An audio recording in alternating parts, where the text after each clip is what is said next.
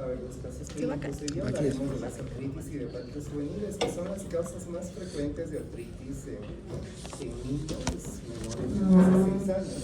Es un cuadro de por sí raro, como verán, la incidencia es de menos de una persona, entre 1 y 16 personas por cada 100.000 habitantes, y la prevalencia es entre 20 a 160 personas aproximadamente. En realidad este cuadro, más que ser un cuadro diagnóstico, es un criterio de exclusión para otros cuadros de artritis de causa desconocida, en la cual, en este grupo etario, ¿no? Entonces, las artritis idiopáticas juveniles son alrededor de 8, las cuales están caracterizadas por la presencia de una artritis, ya sea mono o oligoarticular, que se manifiesta antes de los 16 años, y que por lo menos la artritis esté presente por al menos 6 semanas. Estos cuadros, los diferentes tipos van a variar de acuerdo a su clínica, de acuerdo a los factores genéticos y de acuerdo al pronóstico que va a tener.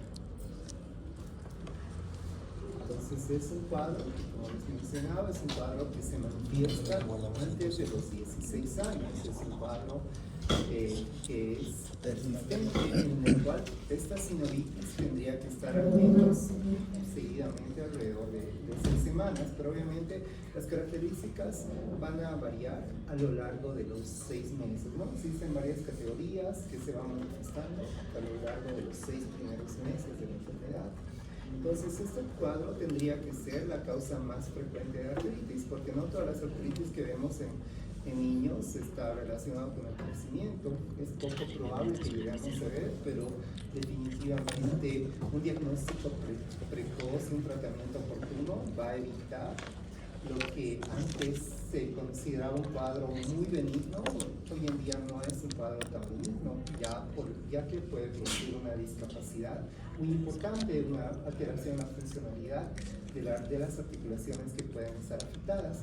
Generalmente es un cuadro que es más prevalente en niñas que niños. Como iremos viendo, hay 2 categorías en la cual tanto se manifiesta en niños como niñas, como es la forma sistémica o la enfermedad de Still del niño, y hay otra forma en la cual es más frecuente en niños, que es la relacionada con entesitis. Generalmente es poco probable que se manifieste antes del primer año de edad, generalmente se manifiesta entre el primer y tercer año de edad, y bueno, algunos se presentan durante la adolescencia, algunos tienen formas que se presentan en la etapa preescolar y en la etapa escolar, como la forma psoriásica y como la forma oligoarticular.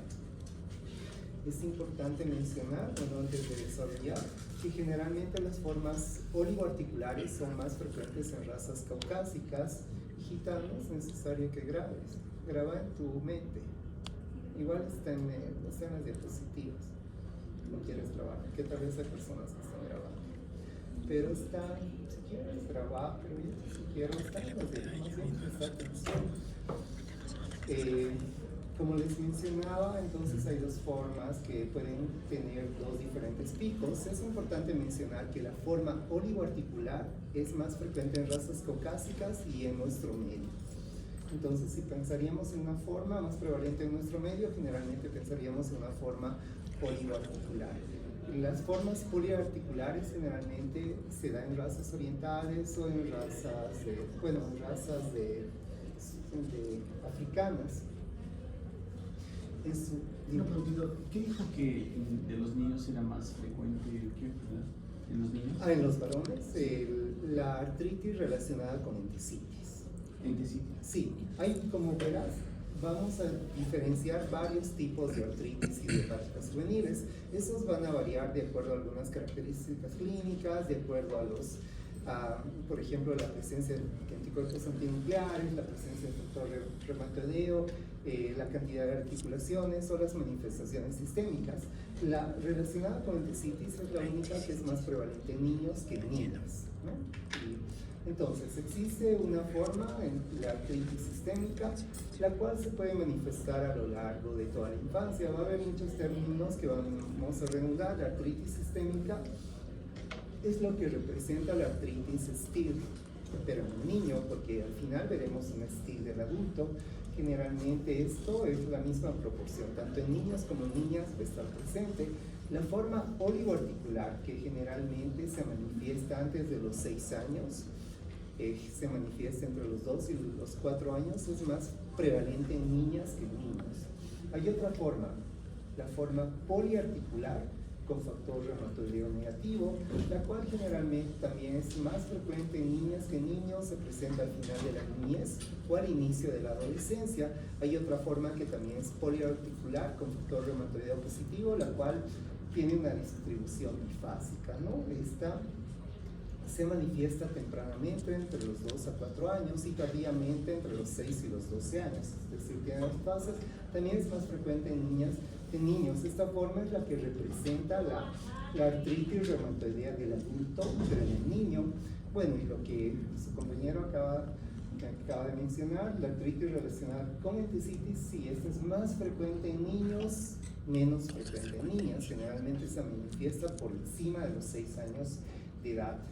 Y esta artritis relacionada con entesitis, como la artritis psoriásica, forman parte de lo que ya para el final veremos las espondiloartropatías del adulto, en lo que comprende la espondilitis anquilosante, las enfermedades inflamatorias intestinales, las artritis reactivas y las artritis psoriásicas.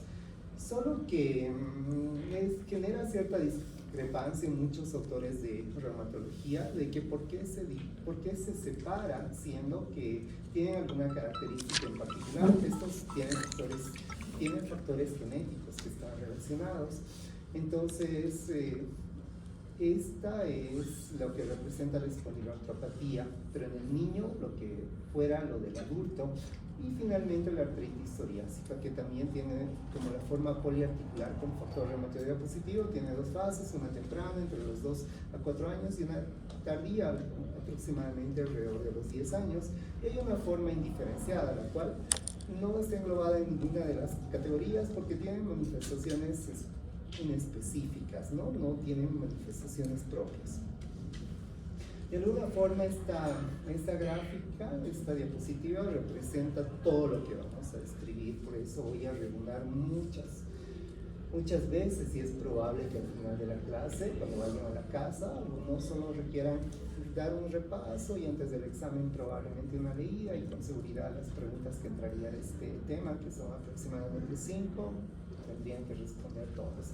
Entonces la forma sistémica, hay una forma sistémica, la artritis sistémica, que no es la forma más frecuente, pero tiene algunas características. Sistémica es que tiene características como, por ejemplo, antes del compromiso articular, el paciente tiene un periodo de menos 2 semanas con la presencia de fiebre. Esta fiebre es cotidiana, por lo menos esta fiebre debemos medirla durante 3 días seguidos. Generalmente es una fiebre vespertina que está presente al atardecer. Eso es una característica muy importante. La temperatura es por encima de los 39 grados, incluso puede llegar a los 40 grados.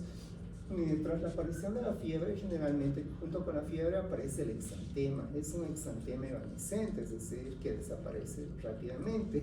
En este cuadro ya vamos a ver dos cuadros que tienen exantemas. Hay uno que tiene alteraciones unguiales, pero sí pueden tener más que exantema otras lesiones como es la artritis psoriásica.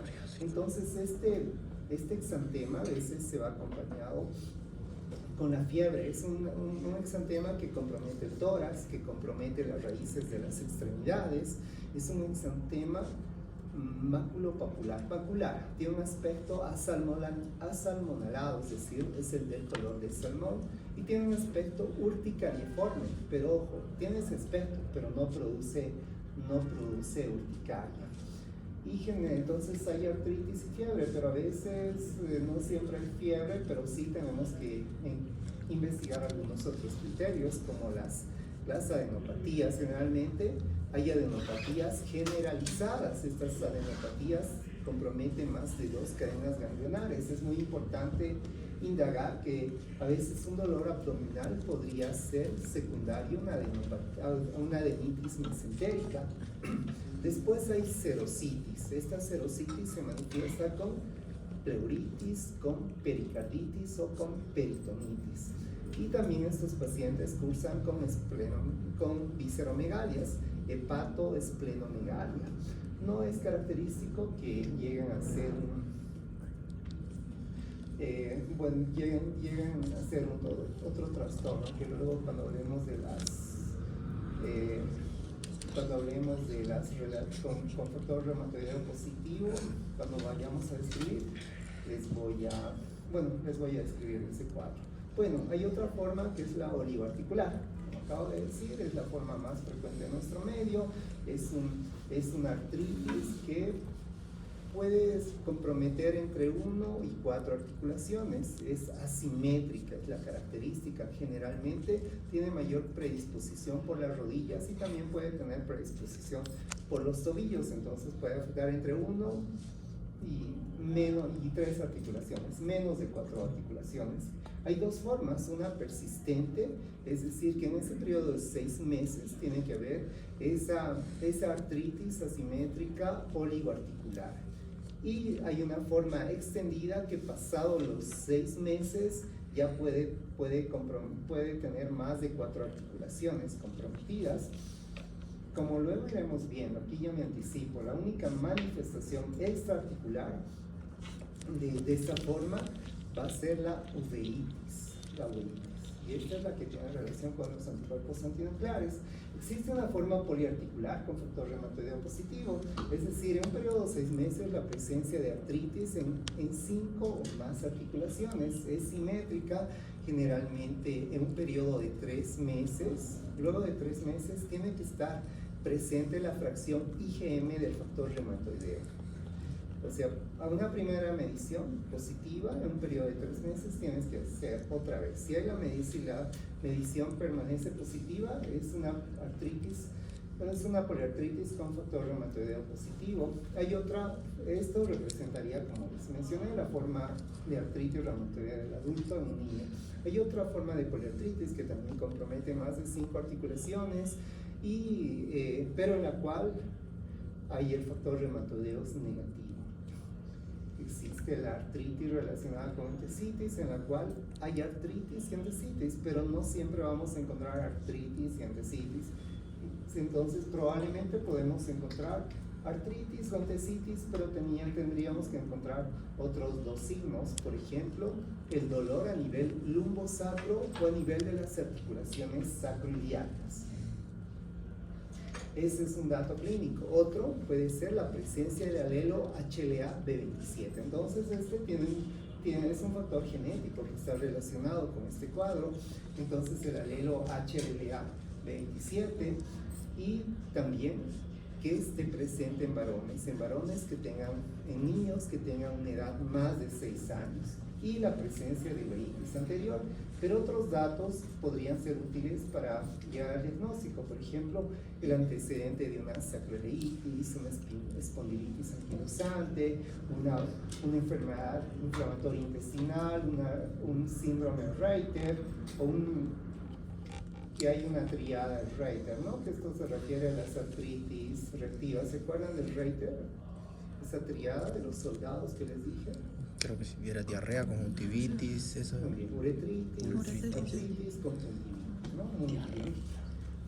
Entonces, sí, también hay la forma psoriásica, ¿no? Que hay artritis y hay psoriasis, pero prácticamente la artritis psoriásica es de muy difícil diagnóstico, ya que un 40% inicialmente, un 50% generalmente presenta una artritis previo a las manifestaciones cutáneas de la psoriasis. Un porcentaje menor antecede las lesiones dérmicas a la afectación articular, y en solo un 10% está tanto presente la artritis como la psoriasis. Entonces, a veces la artritis, si bien no es evidente la psoriasis, pero algunos datos nos podrían orientar. Las dactilitis, es decir, los dedos que asemejan una salchicha, los pocillos unguiales, es decir, las distrofias unguiales, o el antecedente de un familiar en primer grado que tenga psoriasis. Y están las artritis indiferenciadas. Bueno, la etiopatogenia de este cuadro hay ciertos factores que van condicionando una sinovitis crónica. Entonces, aquí, como mencionaba a un inicio, que hay factores genéticos, la clínica, y el pronóstico que va a ser muy diferente en todas esas clases. Entonces hay ciertos factores ambientales. Se ha identificado, por ejemplo, algunos virus como la rubiola que podría estar involucrado. Recordando lo que en la anterior clase habíamos descrito, entonces una partícula antigénica es reconocida por el sistema inmunitario a través de los receptores de los linfocitos T, estos antígenos que son presentados a través de una célula presentadora de antígeno. Una vez que son reconocidas, pues generan una expansión clonal. Esta expansión clonal va a estimular, va a ocasionar que se activen, por ejemplo, los monocitos, los macrófagos y los fibroblastos sinoviales. Estos fibroblastos sinoviales, junto a los monocitos y los macrófagos, van a liberar citocinas inflamatorias. Y también van a producir metaloproteasas, productos de degradación. Consecuentemente, estas citocinas y estas metaloproteasas van a generar una alteración, un incremento de las vellosidades de la membrana sinovial, van a producir una sinovitis, que estas sinovitis progresivamente pueden llevar a una erosión ósea. Entonces pueden estar relacionados con factores antigénicos fuera del complejo mayor de histocompatibilidad, pero también puede estar relacionado con cierto polimorfismo de genes, sobre todo polimorfismos a nivel de la interleucina 6 y del factor de necrosis tumoral. En esta clase, por ejemplo, ya vamos a empezar hablando de los productos biológicos, fármacos que inhiben la actividad de los linfocitos T, que inhiben la actividad de la interleucina 1, de la interleucina 6, del factor de necrosis tumoral. Por tanto, por estas características, se ha visto que este cuadro es de tipo autoinflamatorio. Y bueno, dentro de los factores ambientales sí se ha relacionado con este virus, con el virus de la rubiola, y todavía, se está relacionando con otros tipos de antígenos bacterianos, pero todavía no hay datos que son muy contundentes. Como había mencionado, estas partículas antigénicas, estos antígenos virales, condicionarían una respuesta de los linfocitos T, ¿no? Estos linfocitos T estimularían a los monocitos, macrófagos y a los fibroblastos sinoviales para que liberen citocinas, y esto favorecería la hiperplasia sinovial. Pero también estas células sinoviales podrían sufrir una hiperplasia por la interacción de proteínas exógenas, proteínas bacterianas, junto con proteínas de choque térmico, proteínas endógenas que culminarían en una hiperplasia sinovial. Una hiperplasia sinovial progresivamente no solo va a degradar la matriz cartilaginosa, sino también va a degradar el hueso. Entonces, creo que, ustedes probablemente ya no han padecido rubiola, ¿no? No, porque todos están vacunados, a menos que sus papás hayan sido antivacunas y no les hayan hecho vacunar. Entonces, tiene que haber cierta predisposición. Hay muchas personas que sí han tenido rubiola, pero no han desarrollado una artritis idiopática juvenil. Entonces, hay ciertos factores. Es como ese polimorfismo de genes, esa actividad de los linfocitos T. Entonces, se ha visto que ciertos factores causales condicionarían, ¿no? esa liberación de estas citocinas preinflamatorias, la formación de inmunocomplejos y consecuentemente una proliferación de los monocitos, macrófagos, de los fibroblastos, que condicionaría un compromiso a nivel de la membrana sinovial que evolucionaría a un PANUS, que un PANUS es una membrana sinovial inflamada, y prácticamente esto representaría lo que es una artritis idiopática juvenil.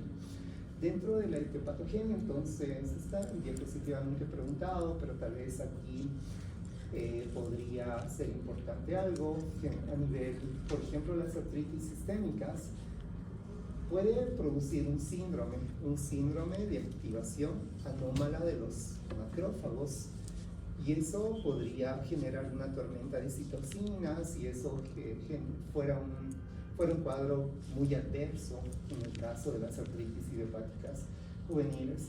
En las formas oligopoliarticulares con factor reumatoideo negativo, generalmente la respuesta inmune está mediada por linfocitos TSD4, ¿no? por linfocitos TGLP1, que como mencionaba en la anterior clase, los TGLP1 pueden sintetizar ciertas citocinas como la interleucina 2, el factor de necrosis tumoral, así como también el interferón. Generalmente las relacionadas con endocitis está relacionado tienen un polimorfismo genético, ¿no? Generalmente están relacionadas con este alelo, el alelo HLA-B27 del complejo mayor histocompatibilidad. Aunque no lo describo, también la artritis psoriásica tiene vínculo genético con ese alelo que es el HLA-B27. Dentro de las manifestaciones clínicas, entonces, lo característico, habíamos iniciado, es un cuadro que se manifiesta en niños menos de 16 años y en los cuales por lo menos tendría que haber una sinovitis persistente a lo largo de 6 semanas, pero sus características clínicas van a ir variando alrededor durante 6 meses. Generalmente los niños no van a presentar manifestaciones, pueden tener sinovitis, pero no siempre va a ser evidente el dolor articular que van a presentar. Generalmente algunos datos nos podría alertar, por ejemplo, la limitación funcional que adopte alguna articulación, por ejemplo, durante la mañana, la rigidez matutina o la dificultad que un niño pueda tener, por ejemplo, al levantar un lápiz. Esos datos nos deben alertar.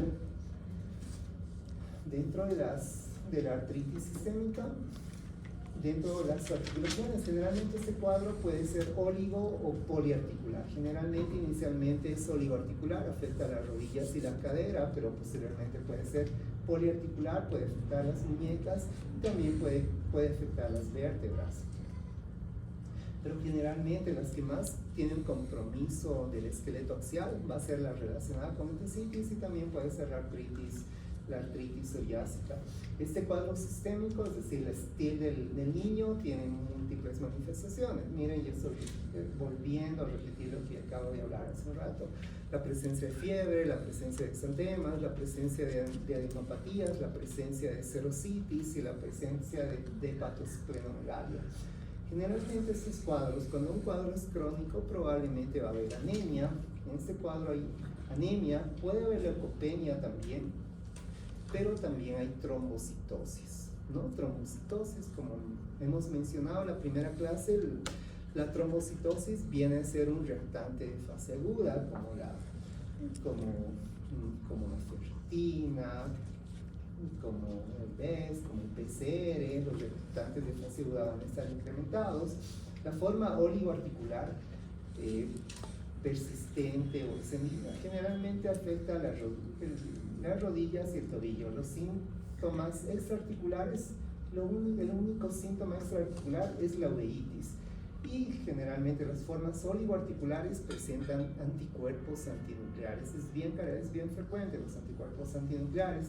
Las formas poliarticulares por factor reumatoideo, siempre quise preguntar a qué, yo nunca lo he hecho, pensé que era una pregunta muy rebuscada. Puede afectar articulaciones pequeñas como dedos de la mano, dedos de los pies, pueden afectar articulaciones, la articulación temporomandibular.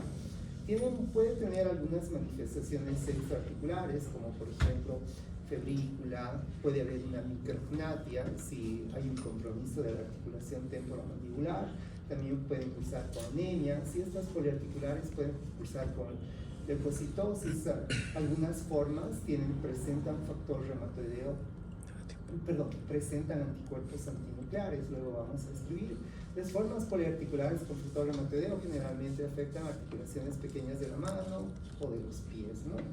Y es decir, articulaciones del carpo, pueden afectar articulaciones del tarso, también pueden ir acompañadas como la artritis reumatoidea, los nódulos reumatoideos que encontramos en superficies de extensión de la muñeca y del codo, por ejemplo. Las relacionadas con endocitis generalmente puede afectar articulaciones periféricas, sobre todo articulaciones de miembros inferiores, y puede afectar articulaciones, las lumbosacras o las articulaciones sacroiliacas. Lo característico en los síntomas extraarticulares, como la forma oligoarticular, son las uveitis. Y en la forma oligoarticular, en estas relacionadas Con entesitis es muy importante el riesgo de que puedan tener una discapacidad, por ejemplo, el compromiso de la cadera, una afectación temprana, la relación con el alelo, con el HLA-DR4, lamentablemente son datos de mal pronóstico que puede tener una alteración en la funcionalidad de la articulación. Entonces, el compromiso de la cadera, el desarrollo más temprano y el vínculo con el HLA-DR4 son datos de mal pronóstico. Y las artritis psoriásicas, ¿no? Que generalmente pueden ser oligoarticulares, posteriormente pueden ser poliarticulares, que también aquí hay el compromiso de la piel, es decir, las placas eritematoexcamativas y las lesiones ciliares. Y también pueden presentar ANA positiva. Ya otra vez, la tercera vez que vamos a repetir casi lo mismo que ya he escrito hasta ahora. Entonces, la forma oligoarticular generalmente se manifiesta antes de los 6 años, es más prevalente en niñas, es un compromiso entre 1 a 3 articulaciones, es asimétrico, generalmente compromete los tobillos y las rodillas, presenta ANA positivo y esto favorece el riesgo de uveitis, ¿no? Es un dato muy importante. La uveitis tiene como después veremos, tiene un vínculo grande con la presencia de anticuerpos. La forma, dos subtipos, la forma persistente, 4 o menos articulaciones, la forma extendida, pasado los 6 meses, más de 4 articulaciones. Estos pacientes, la forma oligoarticular lamentablemente sí puede generar una discapacidad importante, sobre todo esta discapacidad va a estar relacionada con la simetría de los miembros, con la alteración en el desarrollo de las articulaciones que están comprometidas. Un 20-30% pueden tener uveitis. La forma poliarticular con factor reumatoideo positivo es el compromiso de 5 o más articulaciones, es simétrica, generalmente afecta articulaciones pequeñas de la mano, puede afectar de los pies también. Acá en un periodo de 3 meses sí es importante que la fracción IgM del factor reumatoideo esté presente. Es un proceso poliarticular, va acompañado de los nódulos reumatoideos. Puede tener compromisos sistémicos, sí, puede cursar con fiebre, puede cursar con pérdida de peso, puede cursar con una hepatosplenomegalia leve, pero también puede cursar con un síndrome de Sjögren. Miren, ya estamos viendo el Sjögren. En niños puede haber un Sjögren, es decir, una queratoconjuntivitis, una seroftalmia, una serostomía y una parotiditis. Esa es la triada del Sjögren en niños. En adultos la parotiditis no es tan frecuente. Y el Felty, el síndrome Felty, que vamos a hablar muchas veces, el Felty, que su triada es neutropenia y esplenomegalia. Y bueno, este sí va a tener un patrón erosivo, ¿no? Miren, en el otro, en la forma oligoarticular, su discapacidad es condicionada por la alteración del crecimiento, mientras que acá está condicionada por el patrón erosivo que va a tener, y eso obviamente va a generar una discapacidad. La forma poliarticular con factor reumatoideo positivo, digo negativo, también afecta 5 o más articulaciones, generalmente es asimétrica, no hay la presencia del factor reumatoideo, tiene 3 formas. Tiene una forma que es similar prácticamente es muy similar a la forma oligoarticular extendida, es decir, la presencia de más de 5 articulaciones. Acá sí puede haber la presencia de ANA positivo. En esta forma oligoarticular hay ANA positivo. Hay otra forma que es similar a la artritis reumatoidea seronegativo del adulto, es simétrica, afecta grandes y pequeñas articulaciones. Acá no está presente los anticuerpos antinucleares, pero la velocidad de retrosedimentación sí puede estar elevada, y el ANA negativo. Y hay una forma que va a tener un patrón erosivo, un patrón discapacitante de esta forma, que es la sinovitis seca, ¿no? La cual cursa con rigidez, una contractura articular en flexión, la velocidad de retrosedimentación puede estar, generalmente está normal, a veces puede estar un poco elevada, pero generalmente es normal. La forma sistémica, que es con lo que habíamos empezado, habíamos mencionado que la fiebre antes del compromiso articular tendría que haber ese compromiso tendría que ser precedida por fiebre por al menos 2 semanas. Esta fiebre, que es una fiebre cotidiana, es vespertina, en todas las manifestaciones extraarticulares que he descrito, es la única forma que afecta tanto al varón como a la mujer en la misma porción. Aparte de la fiebre, está el exantema, las adenomegalia, las adenopatías o adenomegalias, la serositis y las visceromegalias. No es característico los nódulos pulmonares, también tiene 3 cursos, 3 patrones, uno monocíclico, uno intermitente, es decir, un episodio único, y hay una forma persistente. Una tercera parte de estos pacientes van a tener una forma persistente, es decir, que se va a prolongar, va a ser una artritis crónica.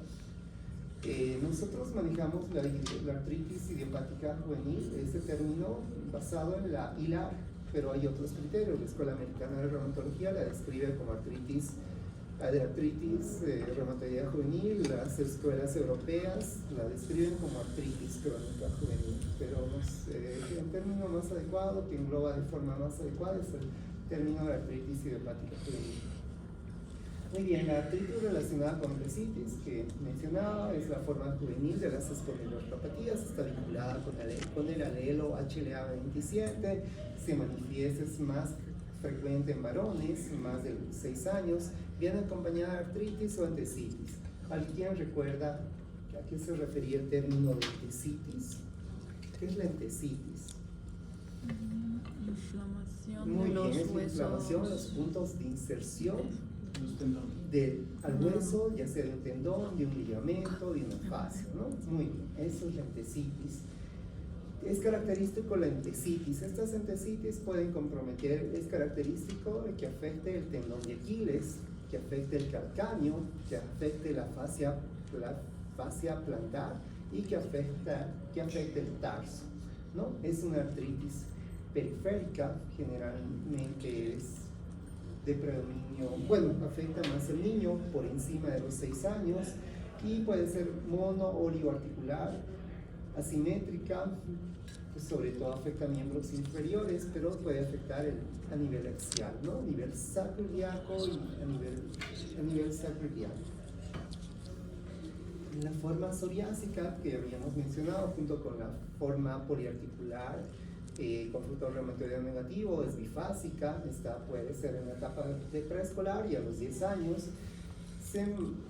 Generalmente es oligoarticular y después puede ser poliarticular. Lo característico es la dactilitis, no siempre vamos a encontrar artritis y psoriasis, podemos encontrar artritis, pero la presencia de dactilitis, el antecedente de un familiar de primer grado con psoriasis, o las lesiones, las distrofias, la necrolisis, los pocillos ciliares, nos orientará. Es un cuadro que requiere mucha destreza diagnóstica porque lamentablemente no vamos a encontrar siempre las lesiones cutáneas. Bueno, y la uveitis, ¿no? La uveitis que es una manifestación extraarticular muy importante, es muy importante diagnosticar la uveitis, ya que es la principal causa de uveitis en niños. Generalmente esta uveitis en la forma oligoarticular es una uveitis que compromete la cámara anterior, es una uveitis que es simétrica, ya que no solo la forma oligoarticular con ANA positivo va a tener también la artritis relacionada con entesitis, y la artritis psoriásica también pueden tener una uveitis, pero en estas formas es una uveitis unilateral. Generalmente en la uveitis de la forma oligoarticular, en el ojo se van a presentar a nivel de iris sinequias, es decir, cicatrices, lo cuales van a ir condicionando una pupila irregular. Si no manejamos tempranamente, pueden desarrollar un edema macular, una ceguera, un glaucoma o una catarata. Y las relacionadas con entesitis generalmente vamos a encontrar una hiperemia conjuntival. También otros trastornos de las artritis idiopáticas pueden presentar los quistes sinoviales, las tenosinovitis. Los quistes sinoviales habitualmente son frecuentes a nivel del dorso del pie, a nivel de la muñeca y también a nivel popliteo. Y algo que también es muy importante, la osteoporosis. Los niños con artritis idiopáticas, por diversos factores, son susceptibles a tener osteoporosis. Uno, el dolor genera incapacidad, va a limitar su actividad. Si no hace ejercicio físico, no se estimulan los osteoblastos. Otro, que el compromiso inflamatorio tiene una mayor actividad osteoplástica. Y otro, que probablemente van a estar utilizando corticoides. Entonces, todo aquello favorece. Habíamos visto que la micrognatia va a estar relacionado con el compromiso de la articulación temporomandibular, que vamos a ver más en las formas poliarticulares con factor reumatoideo negativo. Pero no toda artritis en niño es artritis idiopática juvenil. Tenemos que hacer diagnóstico diferencial. Cuando es un proceso monoarticular, tenemos que descartar una artritis séptica. Tenemos que pensar en sinovitis transitorias de la cadera. Como existe el codo de niñera, a veces también puede haber otros síndromes, unos desplazamientos epifisiarios femorales, la artritis tuberculosa, aunque es muy poco frecuente, y la enfermedad de Perthes, ¿no? Que es una necrosis avascular de la cabeza femoral. Esos son los diagnósticos diferenciales monoarticulares, pero cuando el proceso es poliarticular, tenemos que pensar, por ejemplo, una fiebre reumática, podemos descartar un lupus eritematoso, una artritis reactiva, una artritis viral, una vasculitis, unas neoplasias hematológicas. Entonces, en el diagnóstico, ante todo lo expuesto, ¿qué laboratorios pedirían ante la sospecha de una artritis idiopática? En el hemograma, ¿qué podríamos encontrar?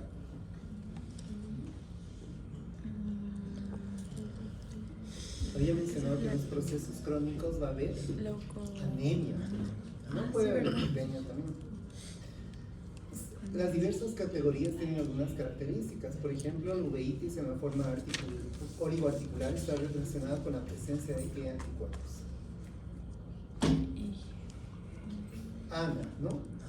Hemos visto que hay formas poliarticulares que están relacionadas con el factor reumatoideo. Entonces, ¿qué más pedirían? ¿Qué reactantes de fase aguda también sería importante? El BEX, el PCR, ¿no? Entonces, un hemograma es muy importante. Las plaquetas, hemos dicho que las plaquetas pueden ser reactantes de fase aguda. Hay cuadros que van a tener trombocitosis, los reactantes de fase aguda pueden estar incrementados. Es muy importante solicitar factor reumatoideo ANA. Líquido sinovial sí, cuando pensaríamos cuándo hacer una artrocentesis. Cuando sospechamos una artritis séptica, ¿no? O por ejemplo, una hemartrosis y biopsias sinoviales cuando sospechamos artritis tuberculosas, cuando sospechamos sarcoidosis o cuando sospechamos algunas neoplasias,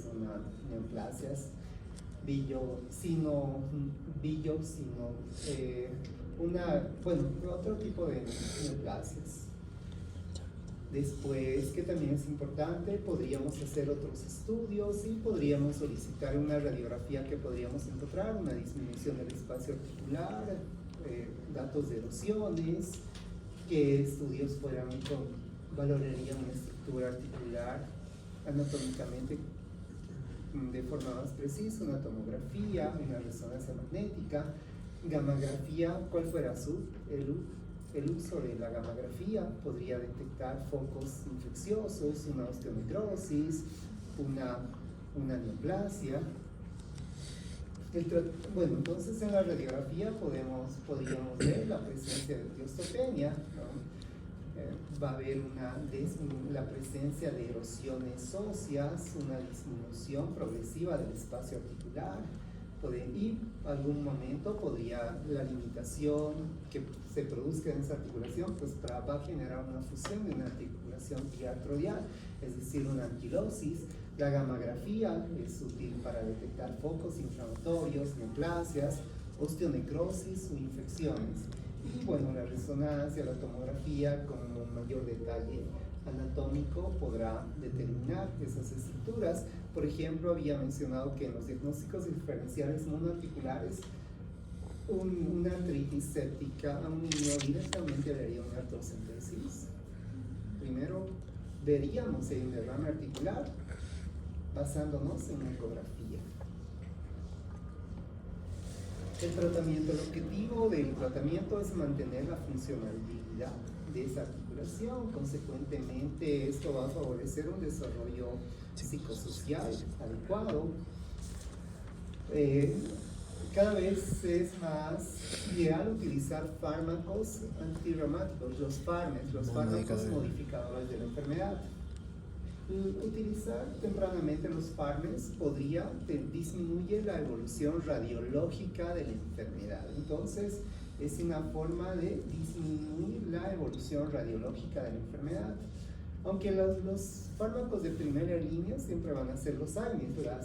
Las escuelas americanas recomiendan utilizar ibuprofeno, naproxeno o aspirineta, mientras las escuelas europeas utilizan diclofenac, utilizan indometacina. En ciertas situaciones, bueno, es una buena alternativa. Generalmente, para que haya una buena respuesta, deberíamos esperar al menos 12 semanas. Si no hubiera respuesta, tendríamos que considerar el cambio. Y en ciertas situaciones podríamos utilizar corticoides, ¿no? Los corticoides de forma intraarticular, cuando el proceso sobre todo es monoarticular o oligoarticular. Cuando utilizamos esteroides sistémicos, generalmente cuando hay un mayor compromiso, ¿no? Por ejemplo, fiebre, anemia, un dolor persistente, bolos de prednisolona, 30 miligramos kilogramo peso, dosis máxima es 1 gramo. Y el objetivo es utilizar, si es un paciente que es susceptible a tener osteoporosis, tendríamos que evitar o disminuir la dosis de los corticoides, y los fármacos de alguna forma vienen a ser ahorradores de corticoides. ¿Qué fármacos conocen? El metotrexato. En este caso hay varios, pero aquí se utiliza el metotrexato, que es el más útil, y la sulfasalacina, pero casi el metotrexato es el más adecuado.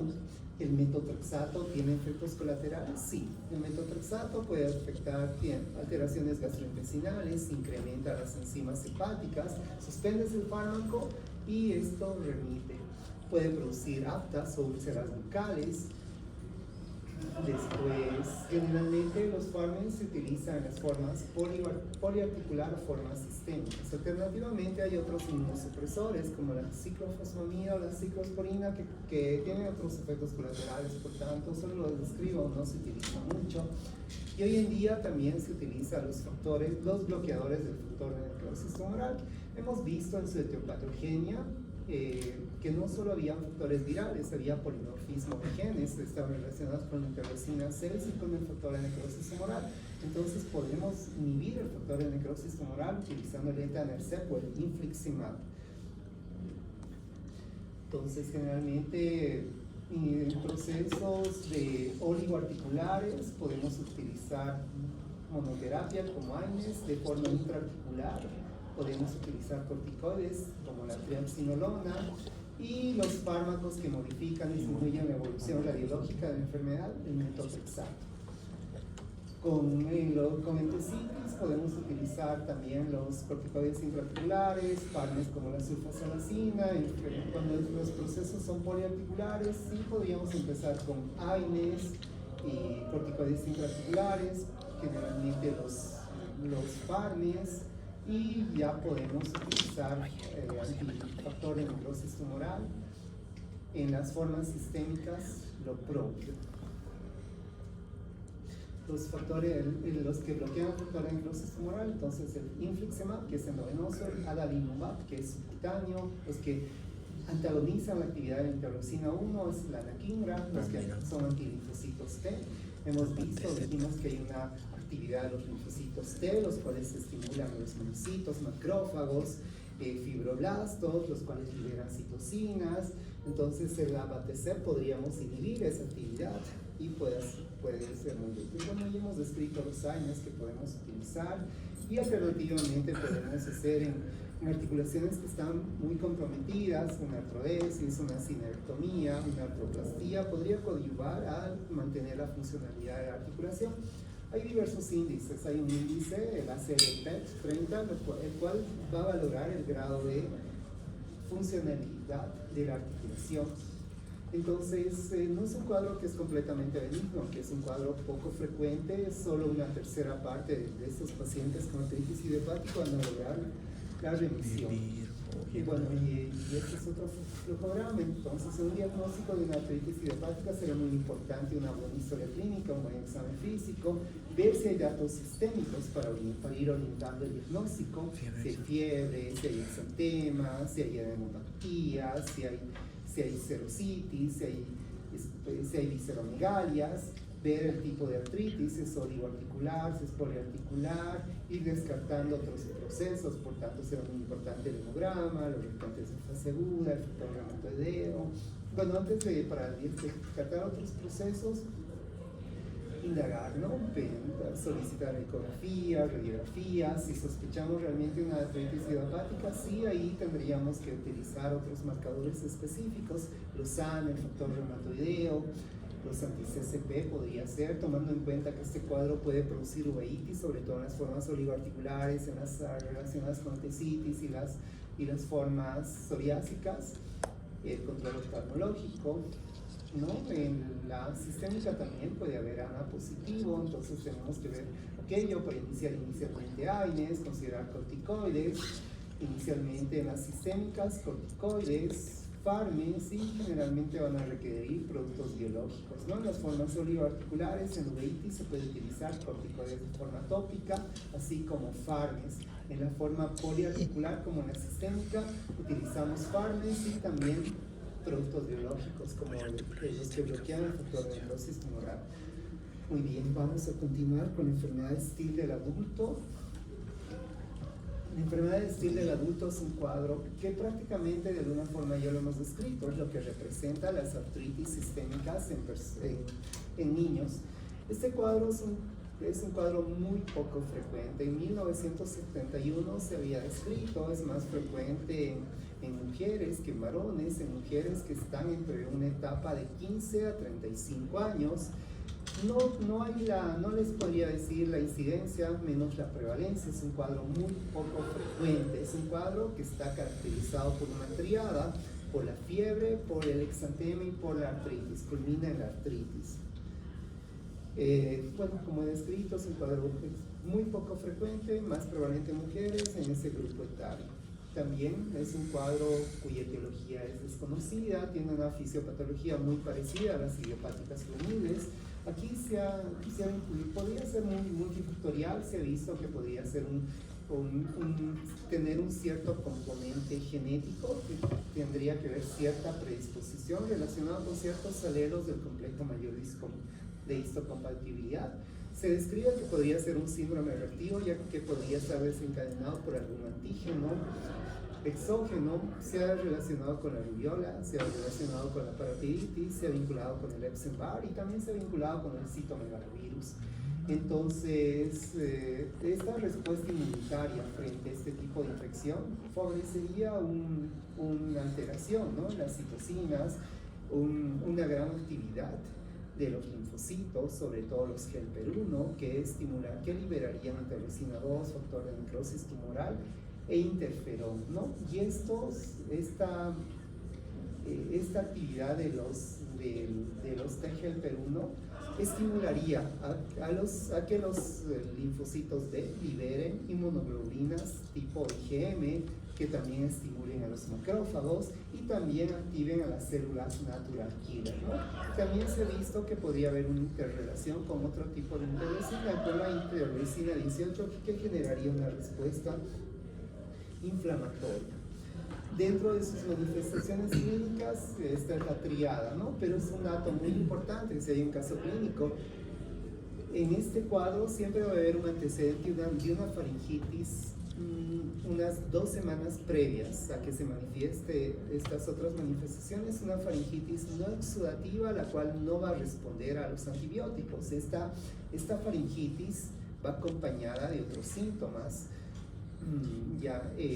la mialgia, la artralgia, la anorexia, y llama la atención que un 50% de los pacientes van a tener una pérdida de peso que llama mucho la atención, la pérdida de peso. Algo que también es característico, la fiebre, ¿no? Bueno, la fiebre, que es lo que inicia, es una fiebre que es más de 39 grados, es una fiebre que puede ser bicotidiana, es una fiebre que es vespertina, es poco probable que se manifieste en la mañana. Esta fiebre también, pues, esta fiebre inicia 2 horas antes con escalofríos y culmina con una diaforesis. Junto con la fiebre se presenta el exantema, pero este exantema no solo se va a presentar con fiebre, sino si ingieres algo caliente, si te expones al sol, tras un ejercicio, se puede desarrollar este exantema. Este exantema es un exantema también asalmonelado, es un exantema que compromete el tórax, que compromete las flexuras de las extremidades, puede comprometer el cuello, respeta la cara y respeta las palmas y las plantas. Este exantema del color salmón es urticariiforme, es decir, un aspecto de urticaria, es pruriginoso, genera prurito, presenta el fenómeno Koebner. El Koebner es una reproducción isomorfa de la lesión y también, aparte del Koebner, puede cursar con dermografismo, es decir, si por ejemplo tú pones dermatología grupo F, pues se va a quedar por unos minutos el trazo que tú hagas. En sus manifestaciones clínicas también puede tener linfadenopatías generalizadas. Es importante que estos pacientes pueden cursar con dolor abdominal, lo cual nos puede confundir con una peritonitis. Puede ser por una adenitis mesentérica o por una peritonitis serosa, ¿no?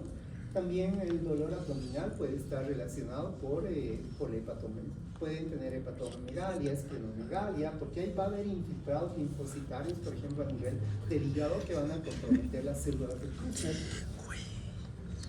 De otras manifestaciones que, bueno, había olvidado y aquí aprovecho en las idiopáticas, también puede haber pleuritis, puede haber pericarditis, puede haber un compromiso valvular. Inicialmente la válvula aórtica y la mitral son las válvulas que se pueden comprometer. Aquí hay pleuritis y pericarditis dentro de la serositis, la pericarditis, que es rara vez, que es poco probable que te lleve a un taponamiento cardíaco, una pericarditis constrictiva. Generalmente es de muy difícil diagnóstico, que clínicamente no diagnosticas. Dentro de los criterios diagnósticos, ¿con cuál quisieran quedarse? ¿Con los de Kush o de Yamaguchi? Yamaguchi, ¿no? Yamaguchi. Entonces van a estudiar. Los que no confían van a estudiar Kush. Los criterios, tienen que haber 3 criterios mayores y 2 menores. Los criterios mayores, la fiebre por encima de 39 grados, la artritis o la artralgia. Estas artritis son oligoarticulares, pero pueden ser poliarticulares. El factor reumatoideo negativo, es decir, menos de 1 en 80, o la presencia de anticuerpos antinucleares menos de 1 en 100. Aquí ya vemos dos de la triada, ¿no? La fiebre y las artralgias, mientras que el exantema o el rash evanescente está como un criterio menor. Generalmente estos pacientes cursan con leucocitosis más de 12.000, generalmente es un promedio de más de 15.000, menos de 40.000, porque si no tendríamos que pensar en una leucemia, en otros trastornos mieloproliferativos. Un criterio menor también es la pericarditis o pleuritis, la hepatosplenomegalia y las linfadenopatías. El diagnóstico diferencial tenemos que hacer con infecciones por rubiola, por Epstein-Barr, por Coxsackie, por el Reiter o por dermatomiositis. Pero para este diagnóstico es importante mencionar que estos cuadros no van a durar más de 12 semanas. La STIL va a tener un periodo de más de 12 semanas, eso nos orientaría al diagnóstico. Entonces, en el laboratorio, si vamos a tener en cuenta los criterios de Cush, es importante pedir un hemograma para ver si hay una leucocitosis más de 15.000, pedir el factor reumatoideo y los anticuerpos antinucleares, también es muy importante. Bueno, el hemograma, los reactantes de fase aguda. Es importante mencionar que aquí un dato muy importante es la ferritina. Debemos solicitar ferritina, que dijimos que la ferritina es un reactante de fase aguda que nos puede orientar. Y este infiltrado linfocitario en la célula de Kupffer, obviamente van a condicionar que transitoriamente va a haber un incremento de las enzimas hepáticas, las transaminasas. En la radiografía, un dato muy importante, así como alrededor del 50% de los pacientes cursan con PERMIS, una pérdida de peso que llama la atención, también las anquilosis, ¿no? Un 20% de los pacientes se refieren con dolor de cuello, es característico del dolor de cuello, es decir, compromete la columna cervical.